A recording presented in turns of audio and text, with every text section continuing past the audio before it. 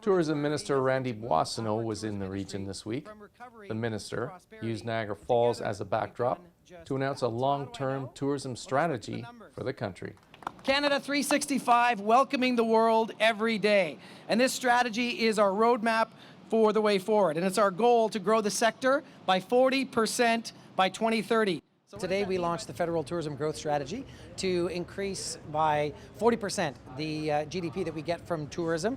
So that means adding billions of dollars in revenues to the country, to go from about $105 billion from 2019 to well over $147 billion by 2030. So that's thousands of jobs, that's millions of people visiting the Niagara region, Ontario, and the entire country. And we're going to do that by focusing on investments in the tourism assets we have, by partnering with Indigenous tourism operators, by making sure that we have coordination with a new federal ministerial growth council, and by making sure that we work with all orders of governments and all of our partners to actually make the whole sector hum.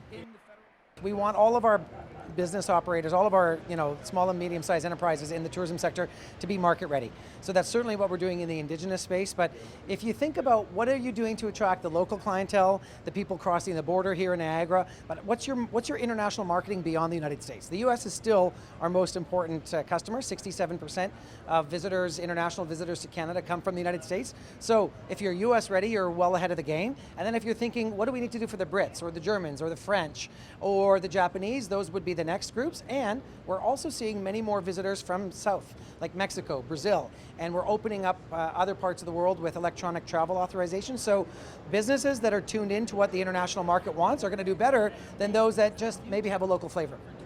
Niagara Falls Member of Parliament Tony Baldinelli was also in attendance. He brought a different perspective to the announcement. There's nothing essentially new in this document. What we've been doing is this minister's been going across the country for essentially over a year talking about asking people to think big. And what he's done is he's overpromised and under-delivered. He's come here and delivered a document which is in essence just a regurgitation of what they've been talking about over the last 2 years.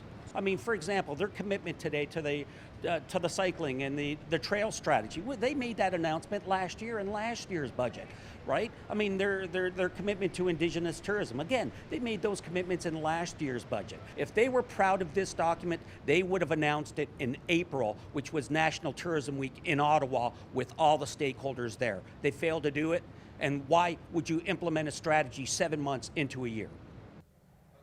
One thing Boissonnault and Baldinelli can agree on is that work is needed to return the tourism workforce to pre-pandemic levels.